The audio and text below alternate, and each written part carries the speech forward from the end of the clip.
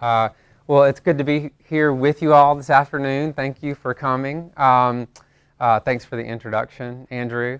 I am in my 6th year and am preparing for tenure and promotion. And one of the things that I notice when I look out is, and I've already had a conversation earlier today, is that even though many of you are new to USM, there are a lot of you that have much more teaching experience than I do. So I'm in my 6th year in higher ed, and I'm happy that you're here. It's also a little bit intimidating.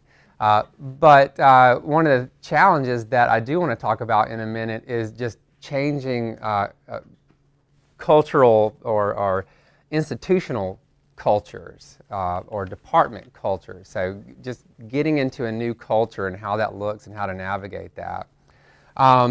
But let me just give you a brief background about myself and how I got into the field of education, just to set the stage. I was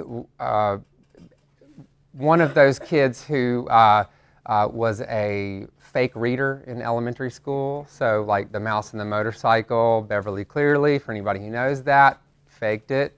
That continued through middle school, high school, Cliff Notes. That was the thing. So this was, I learned how to do school. So it wasn't until college that I actually began reading for pleasure on my own. It wasn't until college that I had some help learning to focus and realized that I actually had the capacity to focus on text and read deeply, and I just needed to be aware of some skills.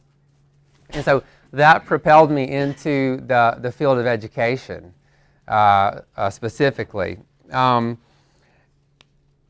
So once I arrived at USM, after I finished my graduate degree, I assumed that my training, that my theory or knowledge of theory, or what I thought was knowledge of theory, and my practice, and then maybe naively just assumed that the culture of what I was used to would come along with me into my new department, my new college, my new university. And so the metaphor that I like to use, or that I came up with, and Kelly and I were just talking about our children, and I have a 4-year-old, is like climbing a magnolia tree. And so you've got limbs that are sturdy, that you can sit on, that allow you space to climb higher. There are other limbs that are a little more precarious. And so to play off that without being too vague, one of the things that was a challenge for me culturally was trying to balance how I wanted to teach. So how I wanted to be that college mentor teacher that quite literally didn't let me fall through the cracks anymore, that kind of saw through me faking it. And that's what I wanted to do. I wanted to provide a net for my students to do that. And what I found was, for me personally, that took a lot of time and preparation. So one of the things that I want to share with you today that I hope will be thought-provoking or resonate with you or raise some questions about how it works is an approach to classroom or student engagement. So classroom management, I noticed, was listed on the flyer, but it's called, I call it discussion-based learning. So it's nothing new or novel or groundbreaking, and it's probably called a lot of different things. But the idea is very simple. I begin to take away my role as the authority in the classroom. So there's lots of literature about how this can benefit by releasing responsibility to students for their own learning. But what I found as I began to do it was that it was incredibly awkward. And as a former middle school teacher, if anybody has taught middle school out there, I'm a recovering control freak. So I want to control my classrooms, and I want them to operate exactly how I've designed the time to go. So this release of power was, I loved the idea of it, but I couldn't pull it off.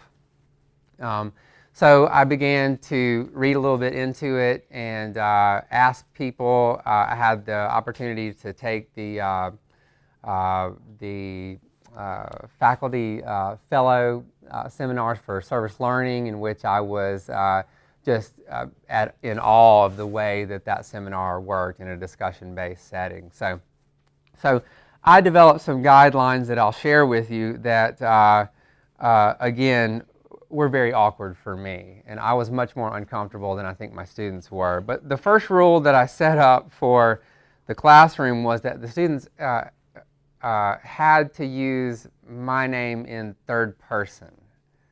And so this did a really wonderful thing. So instead of hearing, you said this, or, what did you mean when you said this, they had to say Dr. Bishop. And so immediately that created space for their voice to be generated out to everybody. And it also eliminated what I find typical in many of my classrooms is the ping-pong effect. So you probably know this, where you're the instructor and you say something, a student responds, you say something else, a student responds, you say something else. So they're passive receivers, and you are literally controlling what happens with the knowledge. So in a discussion-based classroom, ideally, I say that because it can flop, there's potential for that ping-pong effect to be flipped, and for the students to ping-pong among themselves and to co-construct the knowledge themselves. The second guideline or rule that I implement is that they have to use each other's name. And so we spend some time learning names. Well, it's easy for us in our department because I get them when they're seniors, at least the undergraduates, and they've usually had classes together and they know each other's name. This can work, I believe, in a classroom that would look like this. It's just that I have the luxury of having 30 or less, and we can create a space where our backs are not to each other. So they're using each other's names, and they're building off of each other's comments. They're using my name in third person, and the third thing is they have to make eye contact with each other. And that's an interesting thing too. It sounds simple, but eye contact with each other all of a sudden creates this listening environment where they're attending to each other, or the potential that they may be falsely attending, just sort of the blank stare through. Just like in elementary school when I taught third grade, I would say, I need everybody to look at me, just so I would feel that they were paying attention to me, when we all know that it doesn't work that way. So